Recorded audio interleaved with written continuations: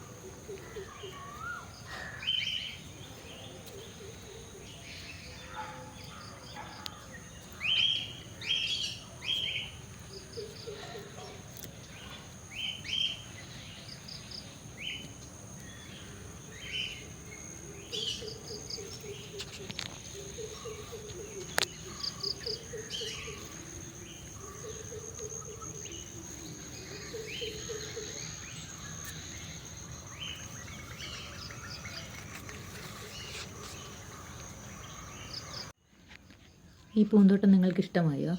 ഈ ഓണത്തിന് നിങ്ങൾക്കും വീട്ടിൽ തന്നെ നിറയെ പൂക്കൾ വിരിയിക്കണമെന്ന ആഗ്രഹമുണ്ടോ? എങ്കിൽ വളരെ എളുപ്പത്തിൽ ചെയ്യാവുന്ന കുറച്ച് കാര്യങ്ങൾ ഞാൻ ഈ വീഡിയോയിൽ കാണിച്ചു തരാം. നമുക്കിനി വീഡിയോയിലോട്ട് പോകാം.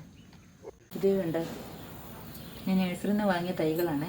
ഇതിപ്പോൾ നിങ്ങളെ കാണിക്കാൻ വേണ്ടി മാത്രം ഞാൻ 5-6 വാങ്ങിയതാണ്. എനിക്ക് നേരത്തെ ഞാൻ നട്ടത്തിന് ഇപ്പം നാമ്പുകളിൽ പിടിപ്പിച്ചിരിക്കുന്ന തൈകളാണ് ഇതൊക്കെ കേട്ടോ. അപ്പം നിങ്ങളെ കാണിച്ചു തരുന്നതായിട്ട് ഞാൻ വാങ്ങിയതാണ്. അപ്പോൾ ഇതെന്തെന്ന് പറഞ്ഞാൽ ഇതിപ്പം നമുക്ക് എനിക്ക് 3 ആക്കാം, തൈ ആക്കാം കേട്ടോ. എപ്പം നമ്മൾ മുറിക്കുമ്പോൾ ഈ 2 ഇലയില്ലേ, ഈ 2 ഇലയുടെ മീതെ വെച്ച് വേണം കണ്ടിക്കാൻ കേട്ടോ. അങ്ങനെ ഇപ്പം എന്താ ഇത് വേണമെങ്കിൽ 3 ആക്കാം. ഞാൻ 3 ആക്കി കാണിച്ചു തരാം. ഉണ്ട്, ഇതിപ്പോൾ 1 ആക്കി ഒരു തൈ. ഇനിയിപ്പോൾ ഇതില്ലേ നാമ്പില്ലേ, ഇത് കണ്ട, ഇതിൻ്റെ മീതെ വെച്ച് ഇങ്ങനെ കണ്ടിച്ച്. ഇത് കണ്ട, ഇതൊരു തൈ, ഇതൊരു തൈ, 3 തൈയാക്കി കണ്ടോ. അപ്പം ഈ തൈ കൊണ്ട് നമുക്കിപ്പോൾ തന്നെ മുറ്റത്ത് കൊണ്ട് നടാം.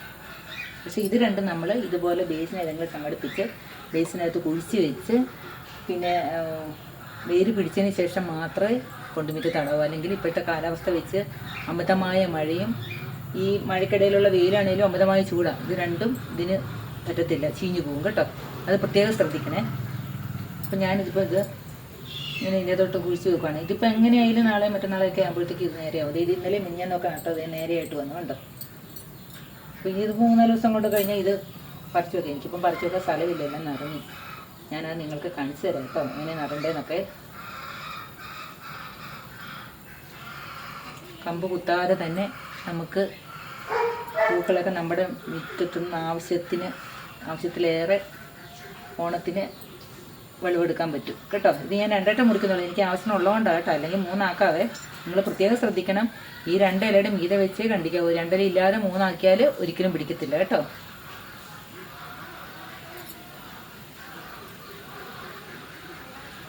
ഇനി നിങ്ങൾക്ക് ഞാൻ നട്ട ചെടികൾ കൊണ്ട് കാണിച്ചു തരാമേ.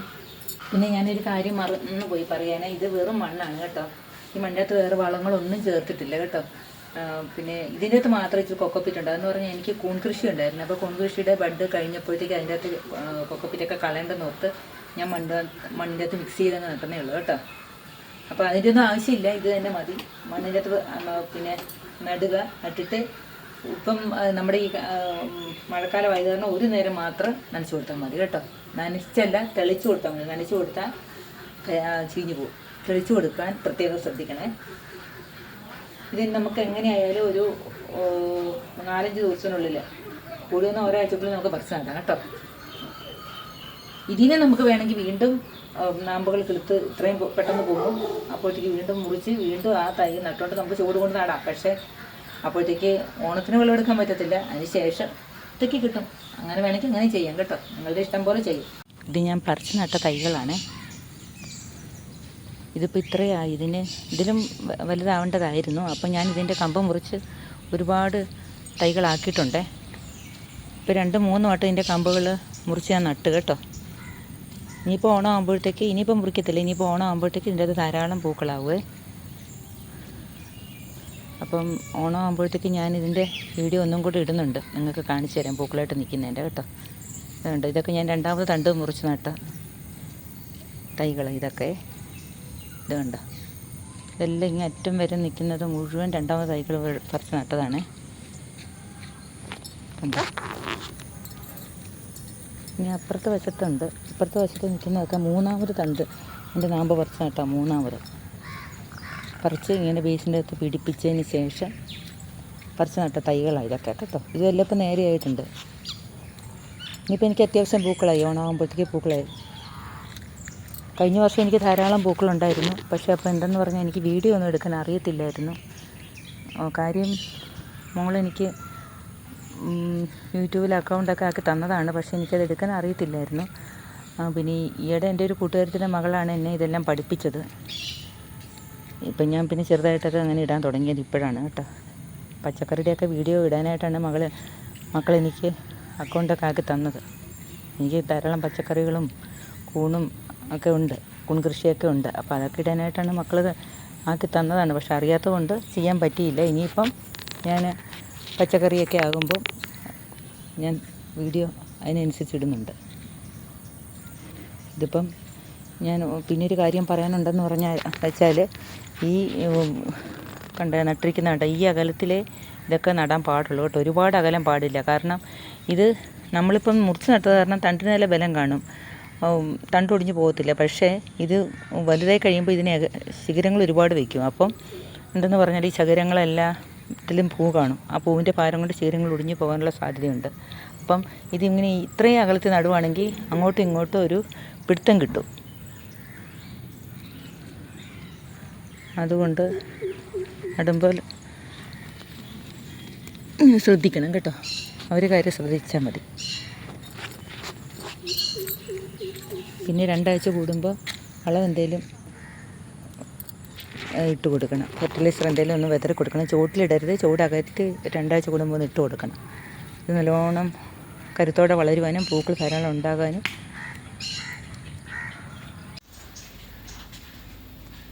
ഇത് കണ്ടോ, ഞാൻ ഇന്നലെയും മിഞ്ഞാന്നുമായിട്ട് നട്ട ബെന്നി തൈകളാണ്. കണ്ടോ, ഇതെല്ലാം നേരെയായി വരുന്നുണ്ട്. കണ്ടോ, ഇനിയിപ്പം 2-3 ദിവസം കൊണ്ട് ഇത് പൊട്ടിക്കിളുക്കാനായിട്ട് തുടങ്ങും. കിളുക്കാൻ തുടങ്ങിക്കഴിഞ്ഞാൽ പിന്നെ ആവശ്യമുണ്ടെന്നൊരിക്കൽ വീണ്ടും നാമ്പ് കുറച്ചായതിന് ശേഷം നാമ്പ് കണ്ടിച്ച് മാറ്റി നട്ടിട്ട് ചൂട് കൊണ്ട് നടാം കേട്ടോ. അങ്ങനെയും ചെയ്യാം. ഇതിൽ മുട്ട് വരാൻ തുടങ്ങിയിട്ടുണ്ട്. അപ്പോൾ ഈ മുട്ടൊക്കെ നമ്മൾ ഇപ്പോൾ തന്നെ നുള്ളി കൊടുക്കണം കേട്ടോ. കാരണം ഈ മുട്ട് നമ്മൾ നുള്ളി കൊടുത്താൽ ഒരുപാട് ഉണ്ടോ ശിഖരവും വയ്ക്കും. മാത്രമല്ല പൂക്കളെല്ലാം ഒന്നിച്ച് ഉണ്ടാകാൻ തുടങ്ങും. അതുകൊണ്ട് ചിലതിലൊക്കെ ഇങ്ങനെ മുട്ടുകൾ വരാൻ തുടങ്ങും. അപ്പോൾ ഇങ്ങനെ നുള്ളി കൊടുത്താൽ മതി. അപ്പം അവിടുന്ന് വീണ്ടും ശിഖരങ്ങൾ വെച്ചിട്ട് പിന്നെ പൂക്കാൻ തുടങ്ങും.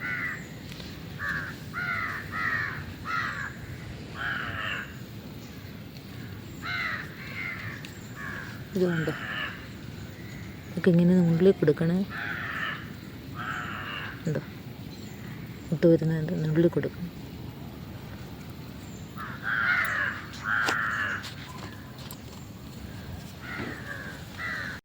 ഇത് 3 മാസം മുമ്പിലത്തെ എൻ്റെ തോട്ടത്തിലെ പൂക്കളാണ്. ഈ ഓണത്തിന് നിങ്ങൾക്കും ഇതുപോലെ പൂക്കളുടെ വസന്തം തീർക്കാൻ കഴിയട്ടെ എന്ന് ആശംസിക്കുന്നു. പൂക്കളൊക്കെ ആയതിനു ശേഷം ഓണത്തിന് ഞാനൊരു വീഡിയോ ഇടുന്നുണ്ട്. വീണ്ടും കാണുന്നവരെ ബൈ.